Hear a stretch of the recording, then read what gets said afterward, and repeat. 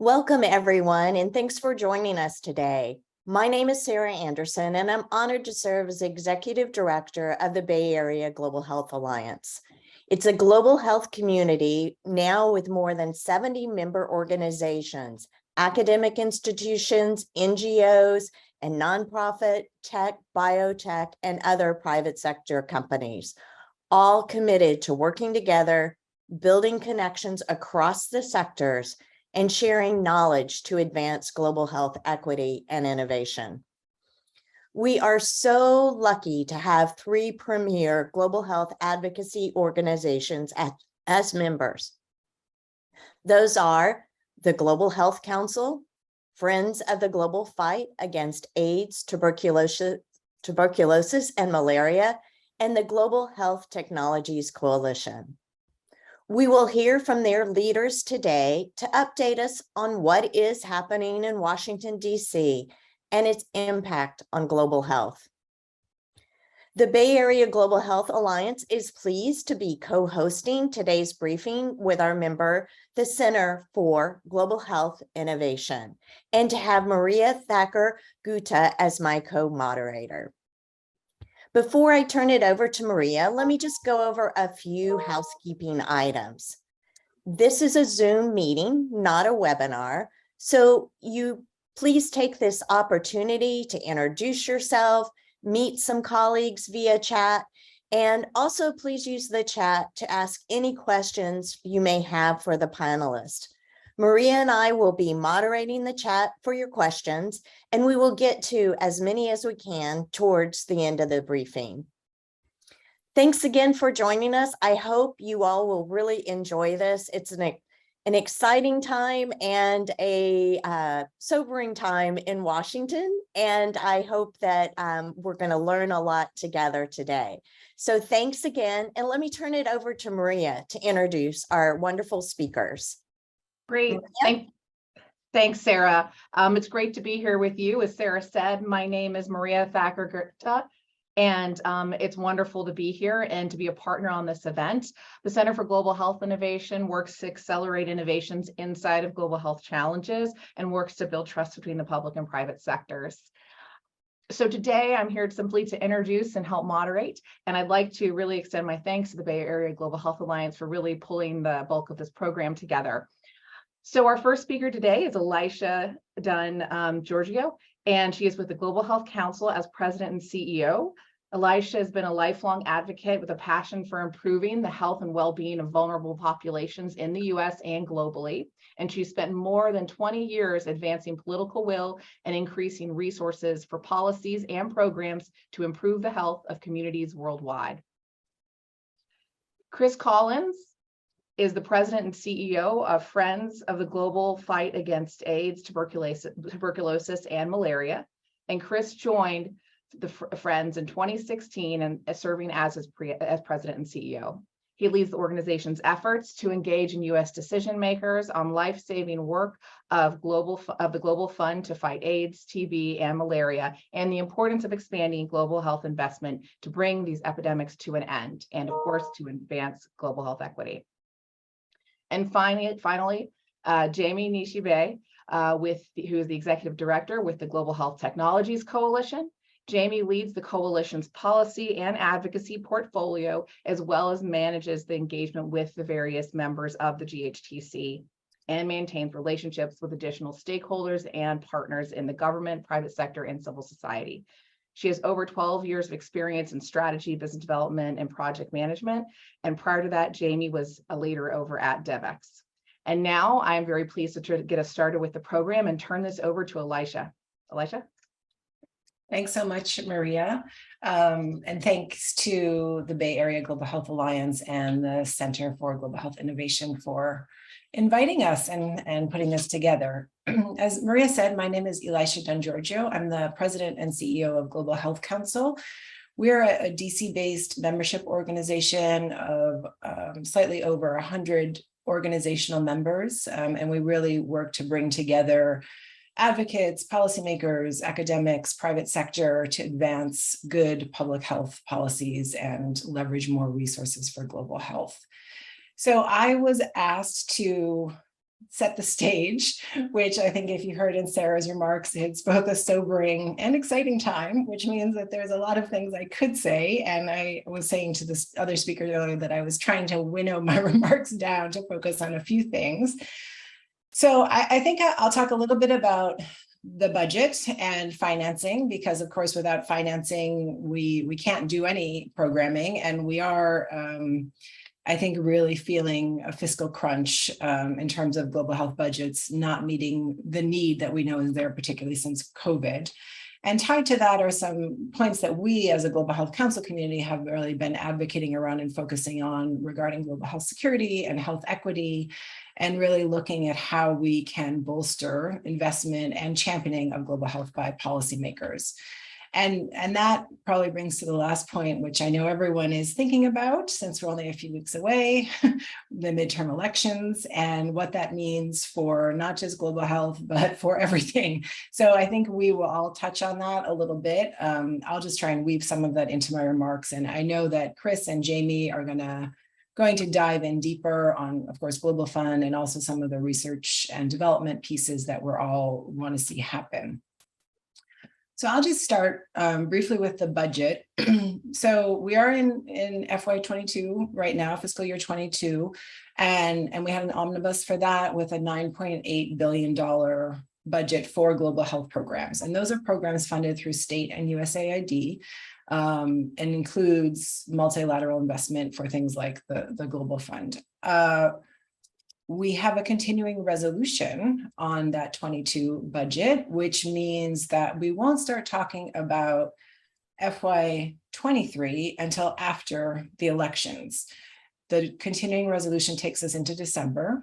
And while we've seen the Senate Appropriations and the House Appropriations Committee, as well as, of course, the President's budget request for FY23, we've seen numbers come out of those three different parts of government. We haven't gotten to any final decisions on FY23.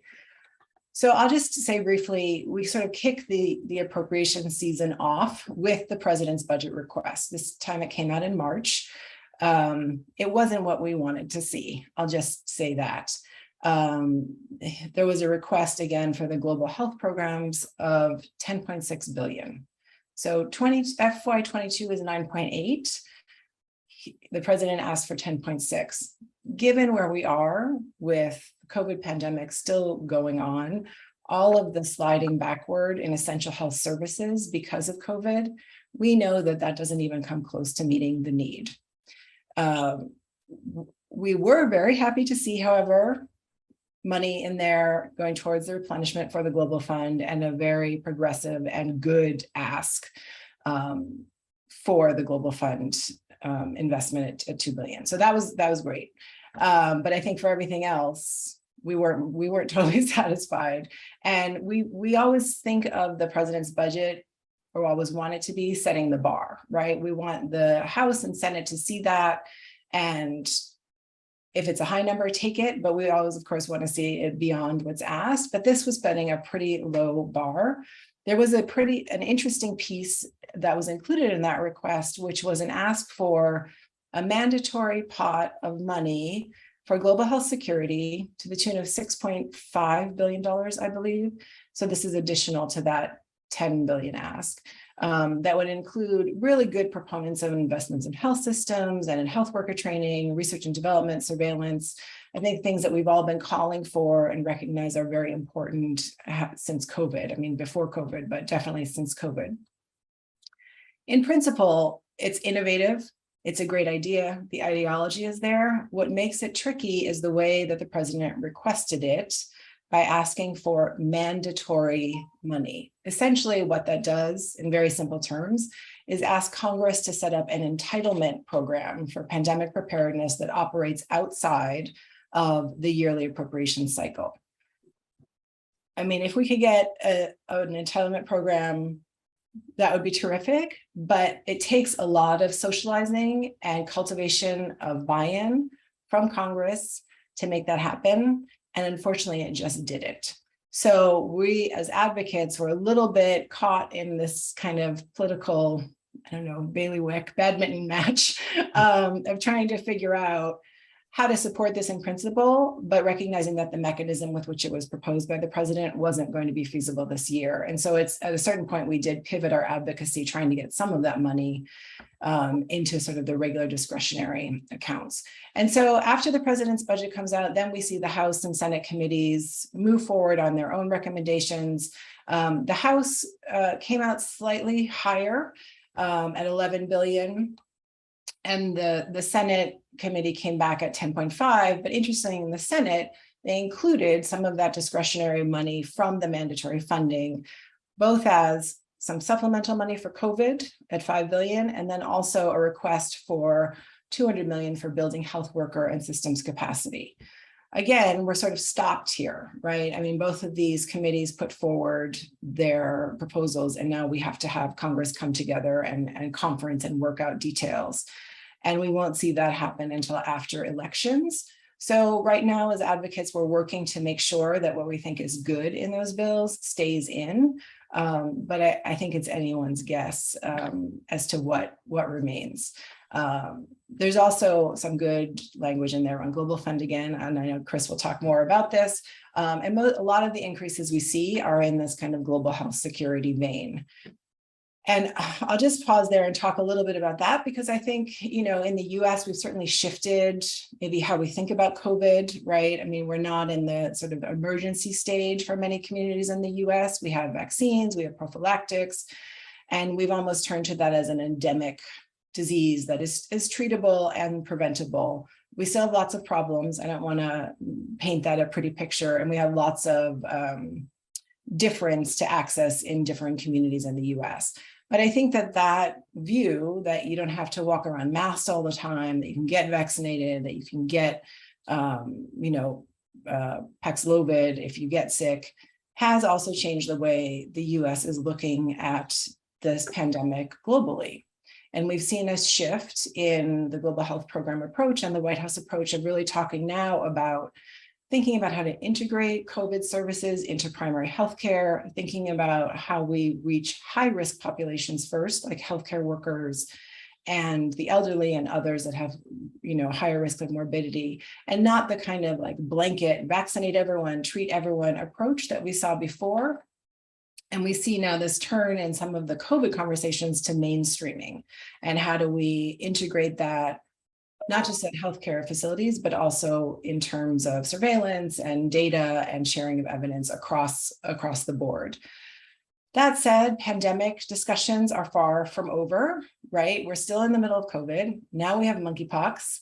We have Ebola, which is nobody's favorite, back in the mix in Uganda. And so there's a lot of still conversations around global health security and pandemic preparedness and response, the real need to invest in health systems and health workers.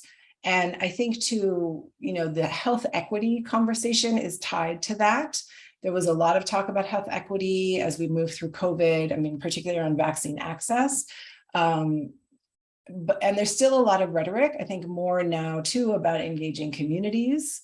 And Chris and I were on a call yesterday where this came up quite a bit of how do we cultivate local ownership? How do we get communities to have agency and be part of the solution?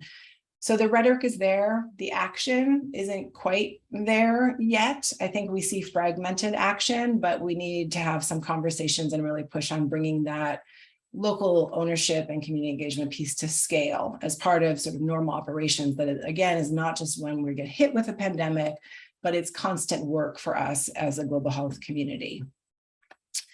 I think, and lastly, I'll just touch on the elections. I know we will have a more in-depth conversation about that as we go on. I think at this point, for me, I'm not making any predictions. Every day, several times during the day, every time I open a newspaper or a blog, there's a new opinion and a new prediction about what's going to happen for Republicans, what's going to happen for Democrats. And so at this point, I'm not putting any money on anything that I would say on that. Certainly we will see a shift, right? I think we will definitely see a shift to Republican seats in the House. The Senate, again, last thing I read was a little bit more up in the air, but who knows? that's hard for us as advocates, right? I mean, we kind of want to be able to plan. And so this, not really knowing what the margins are, where the seat turnover is going to happen, does make it a challenge. And also, I would say, makes this current fiscal year coming up, FY23, super important in terms of the baseline we set for the global health budget.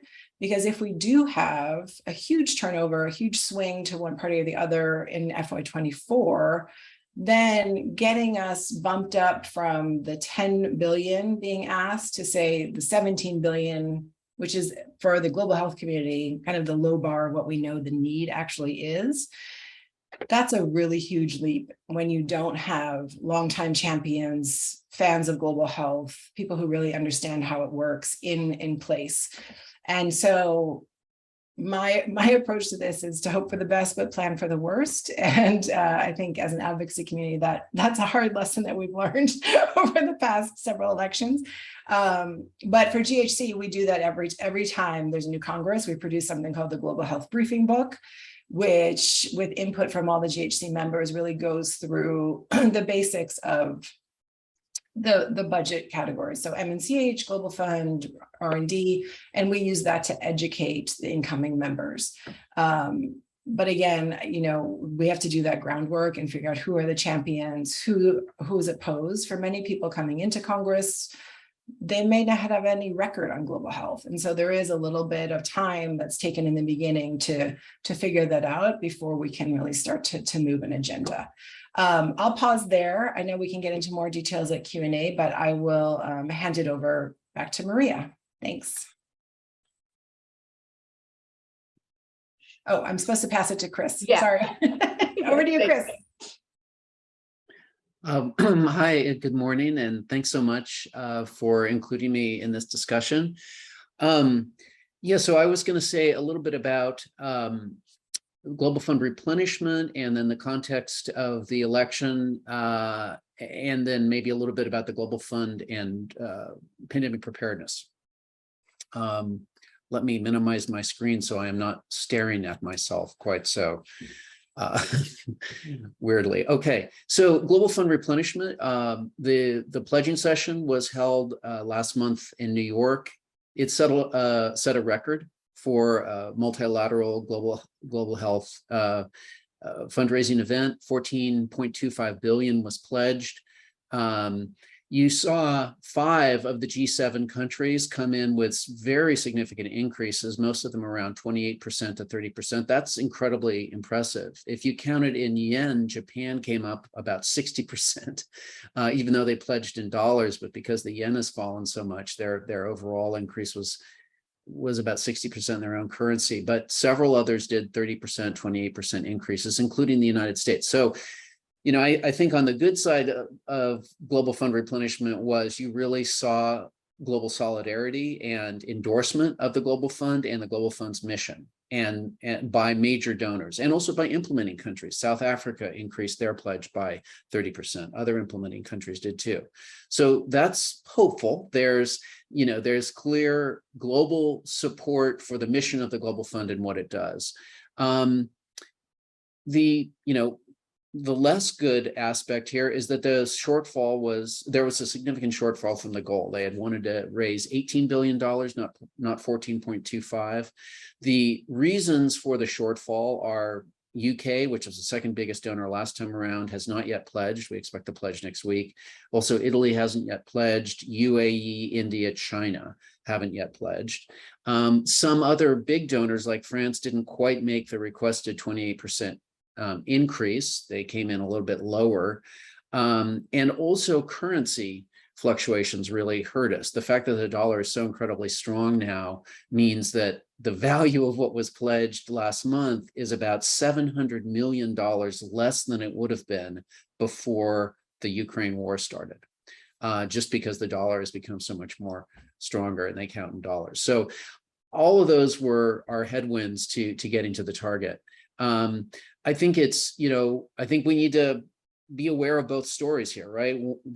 There is the global solidarity and support for the mission of the Global Fund, and we're really running short on resources, and that will have real impact on human life. It will mean fewer ARVs purchased, fewer bed nets, fewer gene expert machines, less support for community health workers. The impacts are going to be real. And so that's a challenge and quite sobering. I think one thing to think about is we may need to have a top-up campaign next year with other donors, not the US, because the US came in so boldly with a fantastic 3-year pledge of $6 billion, as Elisha said. So that's good, but we may need to go back to other donors next year and try to get them to do better.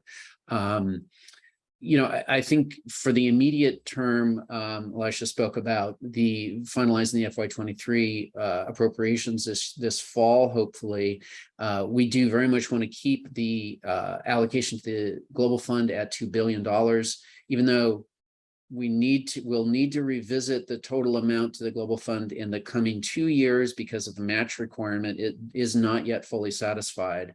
And I can explain that if anybody wants. But I think what we need to have is just to keep other donors going, considering putting in more money to the Global Fund, we really need to come in at that $2 billion figure that is in the House and Senate bills. Impact of the election, I don't know either, but I would say, we're all working in maybe the one last bipartisan area of all U.S. public policy. So that's the good thing we have to work with. I think the Republican leaders on appropriations, both full committee and the State Foreign Operations Subcommittee, which funds most of global health, those are folks that I think remain allies to us. Senator Graham, Congresswoman Granger, who probably run the full approps committee if the Republicans take the House.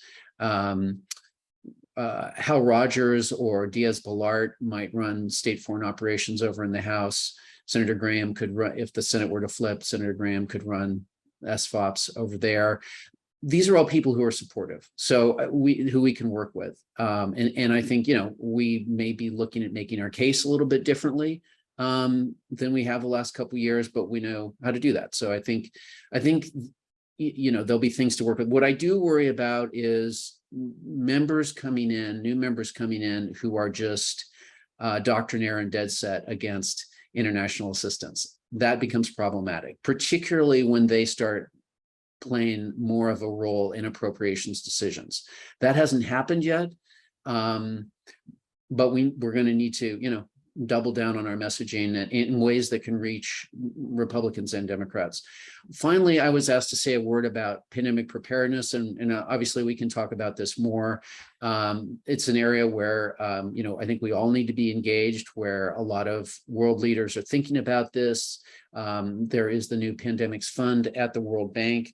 I think, where we're coming from is really wanting to rally civil society globally around making a big share of new pandemic investments, pandemic preparedness investments in health systems, strengthening health systems that can be stronger today and deliver for people's needs today, and therefore be better ready to identify and respond to emerging disease threats.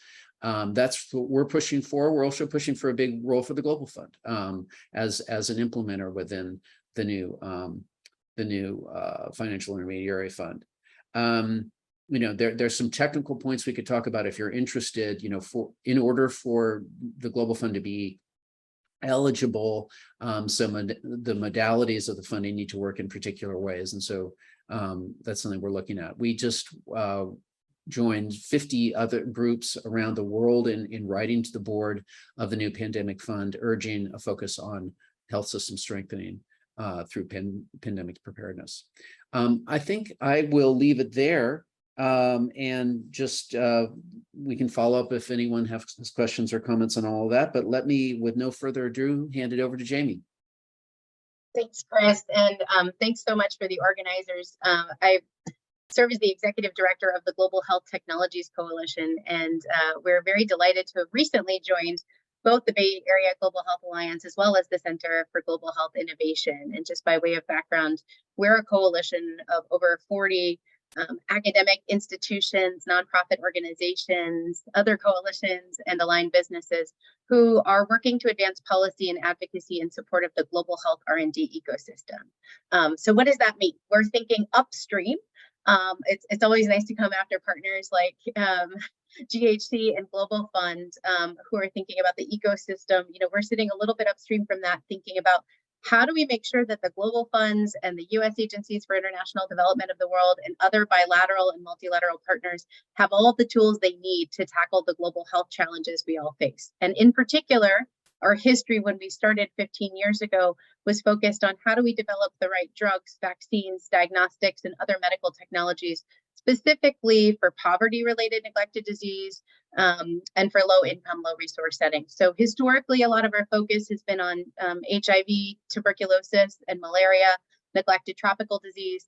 Of course, with the emergence of Ebola, Zika, COVID, monkeypox, back to Ebola, we're very focused on the emerging infectious disease space as well, and have been very actively engaged in a lot of the global health security and pandemic preparedness dialogues, also thinking about how do we make sure that there's not just development of the tools, but then also thinking about global health equity in terms of access to and delivery of those tools, making sure that they're fit for purpose to reach that last mile in global health in every community around the world.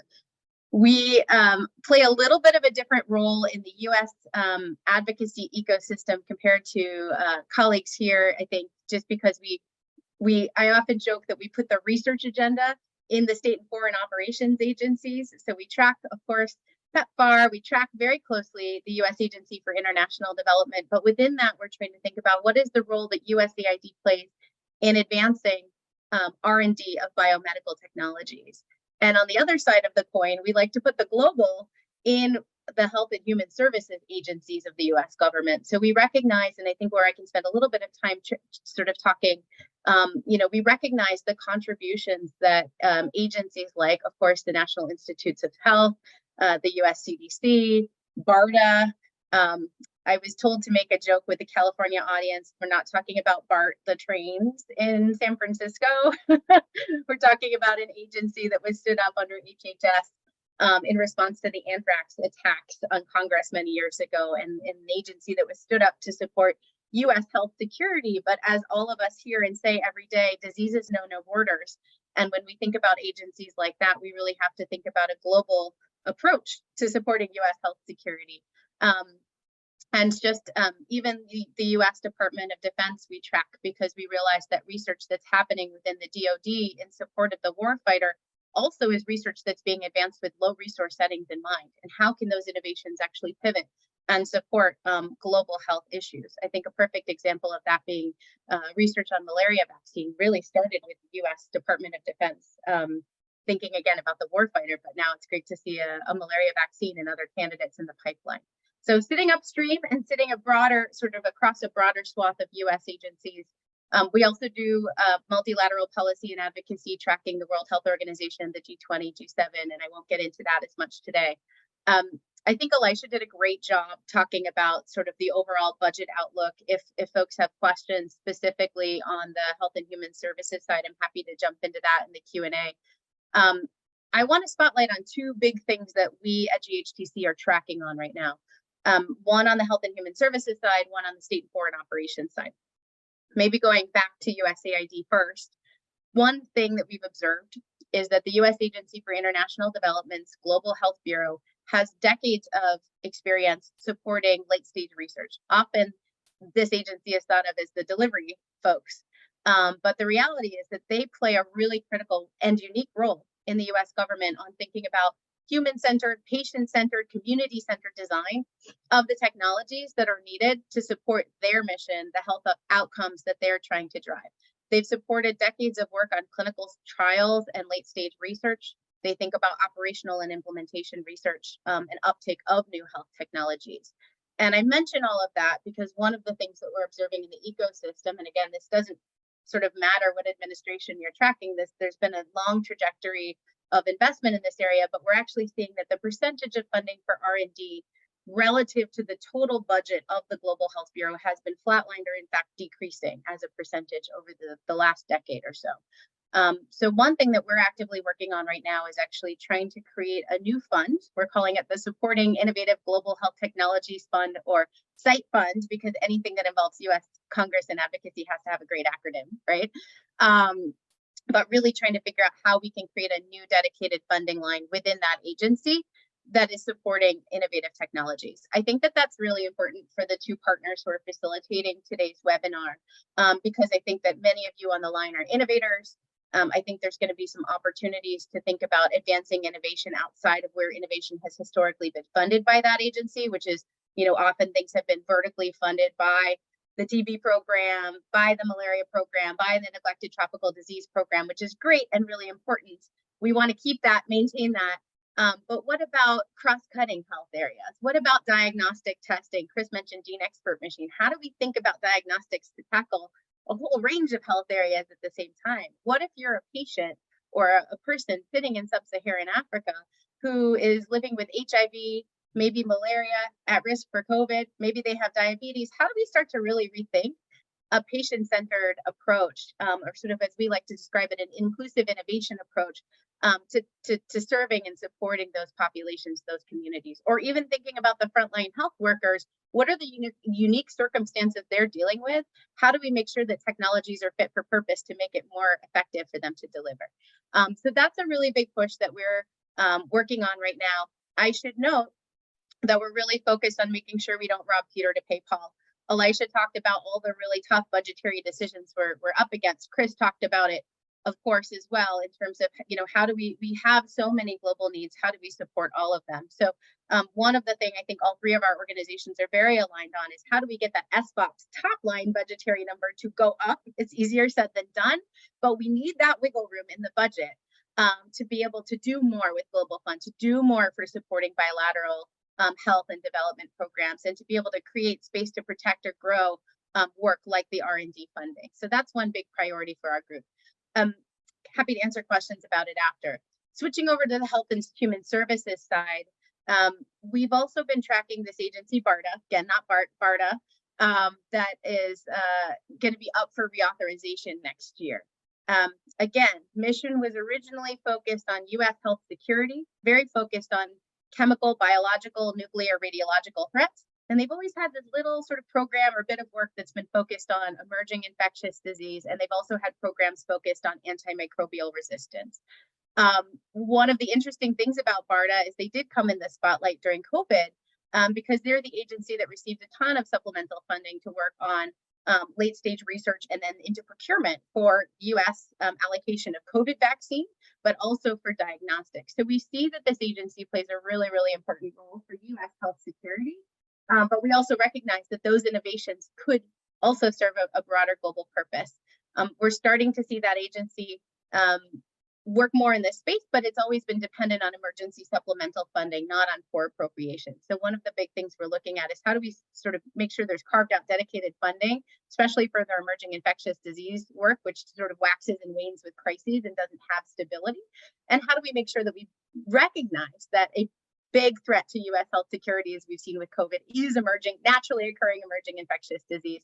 How do we think about that in the future? And again, from an innovator's perspective, there's a lot of work being done at that agency on platforms, technologies, on delivery mechanisms, on diagnostics. A lot of you who are focused on the data innovation, how does that connect back to biomedical innovation? So I'll pause there, but happy to chat more about that work as well if there's any questions. Thank you so much, Jamie. That was great. I mean, we're also looking at the Bay Area Global Health Alliance, and I know others are, on how do we do more inclusive innovation. I come from Stanford D School. I had affiliation there for a while. And it was really interesting kind of getting back to the patient's journey and how important that is. So I'm really glad you brought that up. And I'm glad that you also brought up the fact that, pots of funding exist outside of USAID. I know that we are lucky to have the mRNA vaccination that was started out of a DARPA project many, many years ago under the Obama administration. So, it's nice to understand kind of the big picture of things. So I really appreciate that. and Elijah and Chris, fabulous comments. And with that, I want to pass it over to Maria to just go a little bit more in depth of where the implications of what you all said, because I think we could have just a very rich chat with you all just chatting. So with that, I'll bump it back over to Maria. Great, thanks. And that was really helpful overview, everybody. So thank you to our speakers. So Elisha, I'm going to pose the first question to you. And actually, before I do that, I do want to comment on what Sarah just said and also some of Jamie's comments about involving the patient, because I do work closely with the biotech sector. And we have an arm that specifically does vaccine access and equity work right now across 7 states. It's really important to have them at the table right from the beginning at the earliest stage of science. So we have the right so we have their input and they feel bought into that. And then that will also help tackle some of the challenges around trust in science and public health that we're dealing with. So it all ties into communications in the end as well, as we work towards building trust. But Elisha, pivoting to you, what do you expect as the impact on global health policy and pandemics policy of the US midterm elections? And I know this is hard to predict, but love your thoughts. Yeah, it's always hard to get the first question.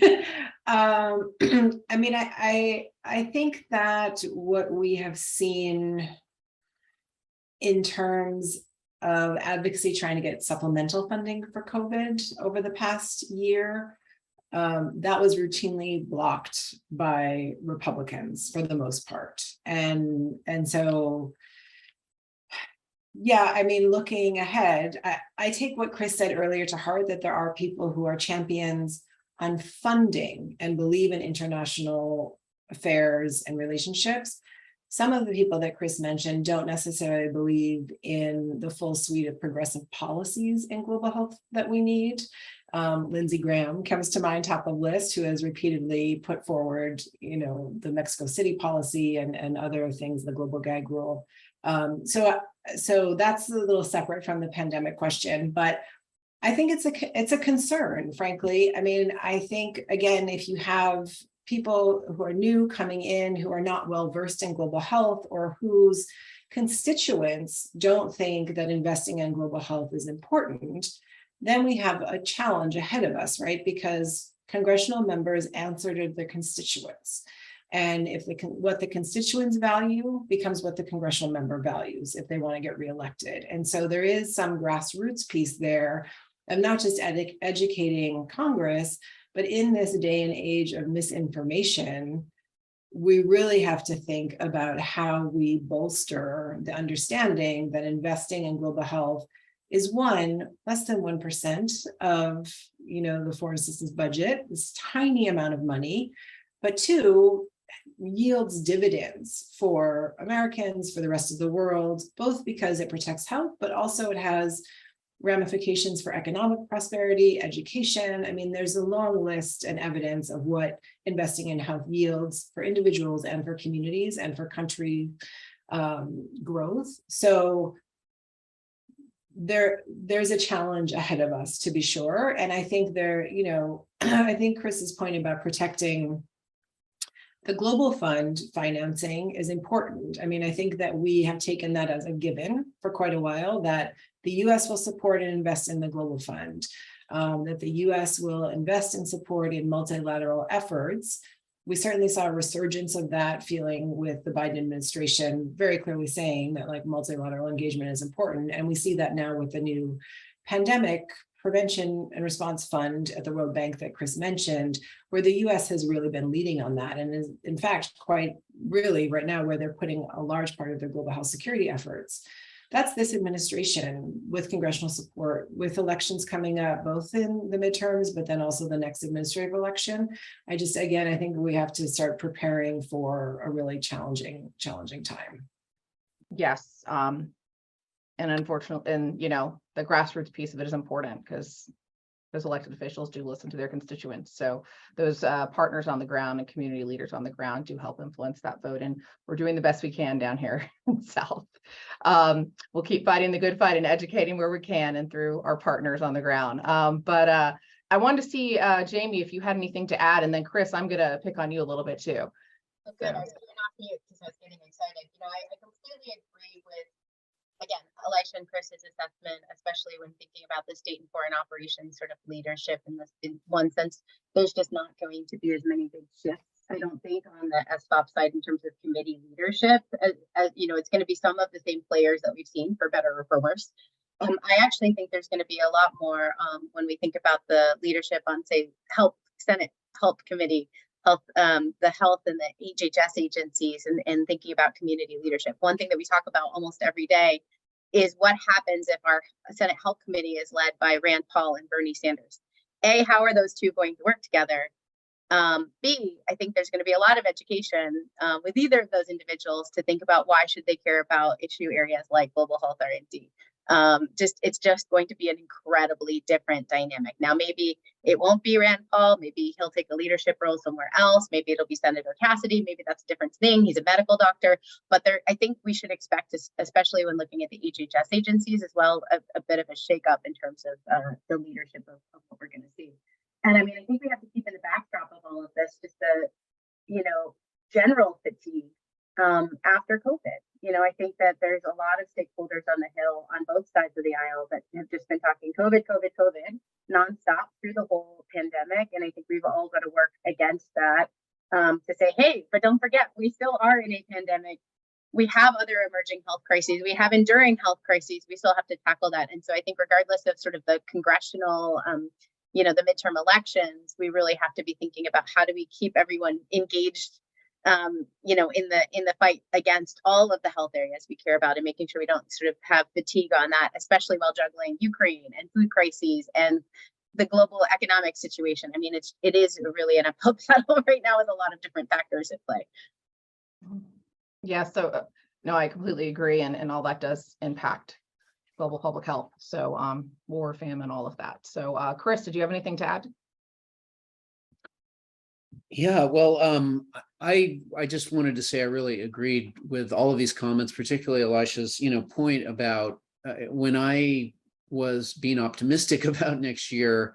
That's true. That was a point about appropriations and the hope that establishment Republicans that have been leaders in appropriations will continue to be next year. I do think there's room for hope there, but it's true on the policy side, on so many policy areas, we may see much steeper challenges. I mean, another area is key populations groups, folks that are marginalized in their own communities. This is a problem in all of health delivery everywhere, including the United States, of course, particularly in HIV, where the majority of new infections with HIV in the world are among key population groups and their sexual partners. How do we talk to Congress about that and about making sure our global health programs reach people equitably and push against discrimination and stigma and grapple with some of the structural issues that stand in the way of people's good health? That could become much more problematic. I do think overall global health, yes, we could be heading into a really tough time now. And I think we need to prepare ourselves for that. Part of it is getting our message right, getting the message about global health that different players can hear. I think we're going to need to be talking about the trade and business advantages of global health investment, the security aspect, the diplomatic gain for the United States. Some members are very worried about China and China playing a bigger role in Africa. Global health investment by the US is one potential answer there. So I think we need to think about what our messages are to different audiences. We need to think about who delivers the message. Can we get the private sector more engaged in advocating for global health? Can we really marshal the faith community around the country? All kinds of faith voices, from conservative to more liberal. They can be incredibly powerful with elected officials. And then I think we're going to also need to get ready to document what the shortfall in financing means in terms of outcomes for people and outcomes for United States interests. If we have if we have to live with such a big shortfall in the Global Fund, for example, we can document what that actually means in terms of ARVs not delivered to people living with HIV, kids not treated for malaria. And I think we need to document that and tell that story, because that is going to be true. And it's also going to be a mobilizer, hopefully, to turn things around on financing and policy. No, completely. Storytelling is crucial, and how that narrative is created and delivered is really important. A trusted source is so important. So I'm going to turn it over to Sarah to ask the next question. And thank you guys. So Sarah. Yeah, thank you so much. Chris, you kind of gave me the next question, which is like, how do you engage partners on this? And so I really wanted to ask, with our network of, more than 70 organizations, with Maria's network, and the other alliances, what can we do? What's upcoming that we can do to help? And then, really, how can our multi-sector networks with tech engagement, you talked about the private sector, but tech and private sector all help advance the agenda for innovation and equity for all? Chris, let me start with you, but then I'd love it if you, Jamie and Elisha, if you all would answer as well. Absolutely. Well, so on the first question, in terms of what folks can do, there's an endless list. I mean, I think, first of all, you're both based in geographic areas. And so one thing is just to make sure you're in touch with elected officials, members of the House and Senate, that are there to represent you. And they need to hear very clearly and often from you. I think, asking for meetings, doing sign-on letters, doing social media that thanks them. There's a whole lot of ways, but just absolutely need to make yourself heard to congressional representatives ongoing, and say why it's important to the district. And to me, it's also like, it's not just, asking for their support, it's asking them what they've done specifically to move this ball down the road, and holding them accountable. And then I think there's a lot of ways in which, your members can be part of private sector coalitions that raise their voice collectively about support for U.S. global health investment. We have a private sector advisory council that does that, as you know. I think and we can talk more about that. I'd be happy to talk with anyone about kind of channeling private sector engagement. But all of your members, the diversity of your members, universities, I'd love to see them band together and issue a public call for investment in global health. I mean, there's a lot more power in these groups to be exploited, I think, in support of global health. Your second question was on digital.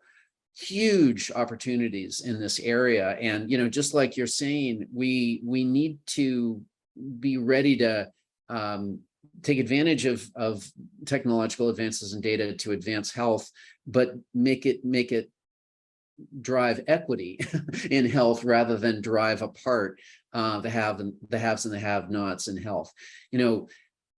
Let's think collectively about how do we use digital technology to put more resources in the hands of community health workers, so that they can get information, so that they can report data, so that they can be part of a health system, and reporting within a health system, and getting good information, reporting stockouts, measuring quality issues. How do we use digital technology to put more control in the hands of the individual who's accessing his or her healthcare? There's a world of possibility, but we're going to have to be smart and intentional with digital. Otherwise, it's going to increase inequity. Thank you, Chris. Jamie or Elijah? I'm gonna go next. Sure. I think I would answer your question in 3 different ways. So completely agree that with your geographical focus, I mean, you are constituents of 2 very important states, and elevating your voices is so important. I think one of the challenges we have as global health advocates is it's hard, we don't have that constituent base, right? We can bring people in from sub-Saharan Africa or from Asia or from South America and say, hey, this is why it matters, but it doesn't have the same impact all the time as actually hearing from the constituents from their home base, right? We do both. But that's so important. I mean, when we think about Maria, when we think about your network sitting in Georgia, we think about all of what is the economic benefit of having CDC and all of the partners that have sort of anchored around Atlanta because of CDC headquarters being there. What is that economic argument? That's so powerful. I can tell you, we actually rolled out our data the other day at our conference. Perfect. It's very Perfect. I mean, convenient. we do that, right? We have state-based fact sheets where we look at the return on innovation of how U.S. government investment in global health R&D supports U.S. jobs, U.S. health security, U.S. economy, and break it down to the states. When we go to Congress and we talk to staffers about why we need to invest in this work, that is always the most powerful evidence-based and sort of messaging frame that we've historically had. And you are the voices and the living embodiment of that. So, I mean, I think that is so powerful and important. Also recognizing that your two coalitions of innovators, building on what Chris said, a few things. I mean, one is when we think about health equity, we talk about designing to the margins. And that's not just for global health as in not US, it's inclusive of US.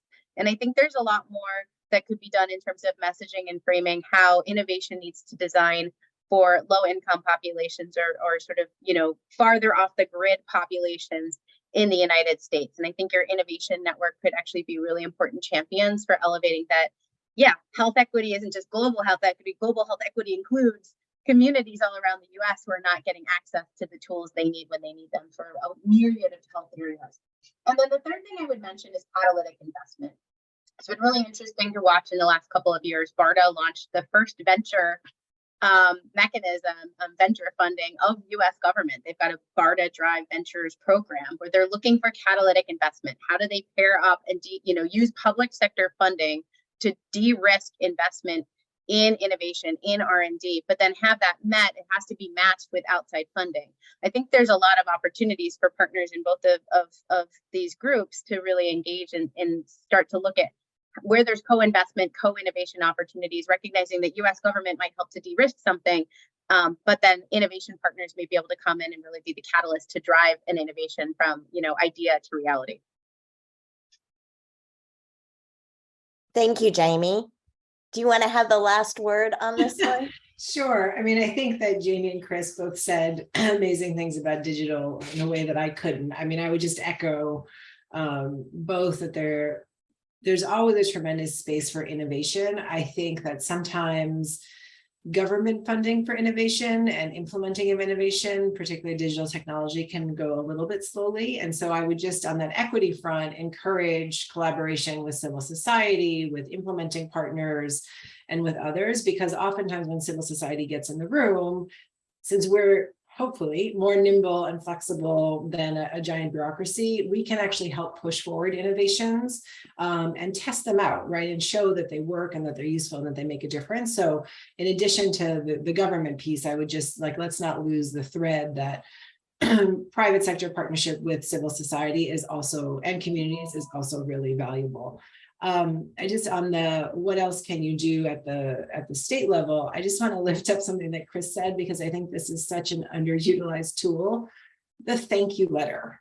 We are advocates. We are so good at spotting problems. That's what we do. We're like, oh, that didn't work. And then when something happens and somebody actually listens to us and does something, we are so bad about sending a thank you note. I'm sure all of our mothers would slap our hands if they knew we weren't sending thank you notes on a regular basis. But that is such a powerful tool of recognition, but also a way to build the relationship, right? Yeah. I mean, you catch more flies with honey, right, is the expression. So I would just say that that's a great thing. And I would also say, I mean, Sarah, Maria, as leaders of these coalitions, we've talked quite a bit about how we can work together better in these seminal moments to engage the regional coalitions as GHC. And I think that that's a conversation we need to continue to have and figure out ways to better engage the organizations that are parts of your coalitions.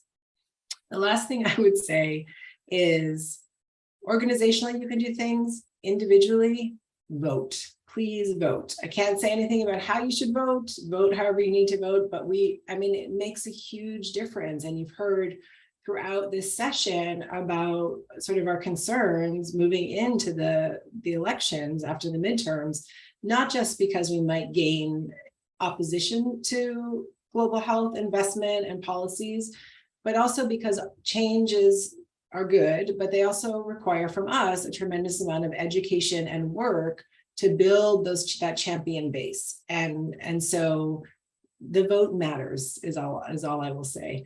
And that's it for me. Okay. Great, so much. Maria, I know you got one question in for the audience. You want to ask that as the final question, and I'll put some closing ways people can, Sure. listen to this again. I'll put it in the chat. Great, thanks. Yes, and before I ask the question, I would just add for anybody listening, and also especially for you, Chris, I heard you mention it. We established a workforce of action coalition during COVID, and it's got various persons of faith and leaders of the faith organizations across the country in it, and we're looking for new ways outside of just COVID to engage them. So if anyone would like to learn more, that's an opportunity. And additionally, we have a corporate roundtable as well with large scale companies like UPS and Microsoft, but also smaller ones. So if that's ever valuable for any of the partners on the call, please let me know and I can connect you with our equity team. But yeah, last question really for anyone who wants to take a stab at it first. I should pick on Jamie because she hasn't gone first yet, so maybe I will. How well does the equity framing of global health programs actually resonate on the Hill now? And is there any guidance or predictions for how to continue to advance the equity agenda after the elections when dynamics may change? I think the short answer, since we only have 1 minute left, is it does matter and it does resonate. I will acknowledge that we present the framing of equity a little bit differently depending on the specific audience we are engaging. If you're talking to SFOP's committee staff who are living and breathing sort of global development and health topics every day, it might be more of that global narrative. I think that for, sometimes if you're dealing with a more domestically focused congressional audience, the global sort of equity talking points don't always resonate as much. And again, I think that's why we talk about, well, if you're sitting in a rural part of the United States, or if you're talking about the Department of Indian Health Services, what is the situation that those folks are dealing with? And how do you think about ensuring good health care or health technology access for those populations? They're in your backyard. How does that translate to what's globally? And how do we, again, kind of get rid of this global versus domestic dichotomy that it's the everybody equity agenda? That's really where we're trying to come into that. And we have found that to be effective. Great, thank you very much. Chris, you got your hand up. Yeah, just to say, I think with some members and staff, equity is something really important to bring up. With some, it's not what they're going to be able to hear. What I really emphasize more than anything, and with everyone, is results. The results of our investment in global health in terms of lives saved and, communities aided and all the other benefits for our own country. I think it's hard to do better with both Republicans and Democrats than talking about the payoff for investment, what we've seen actually change, the number of people living today because we did that. That's a way of talking about equity that I think a lot of folks can hear. And Elisha, do you have anything to add, or did they? I would second what Chris said. I think, and Jamie, it's the messaging. I think we might look at the messages we share and say, oh, well, that's not about equity, but it's a way of reaching people who don't really understand what health equity on a global scale means, or even have that as their primary concern, again, because it's not on their roster of importance to their constituents. So it is, the work of the advocate to find the right message for the right audience. And so I think that's what we all try to do, and showing that investments work and how they work, both for saving lives, but also for improving American lives, is a message that resonates. Well, thank you. Go ahead, Maria. I was just going to end my side by saying, I do think on a very glass half full perspective, we do have a huge opportunity in the sector. We work with young people in these young generations to start educating them early, harness what we've learned from COVID, and mobilize their very strong voices through various channels. So hopefully, as future budgets developed, it can be even more in the favor of health equity and, of course, improving health systems, et cetera. So we have to learn to communicate to them more effectively as well. So Sarah, I'll turn it to you to close us out. Yeah, so this has been great. Thank you so much to our panelists and to Maria for helping me moderate this.